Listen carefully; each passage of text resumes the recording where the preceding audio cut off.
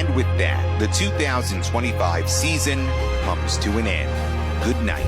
You just gotta ignite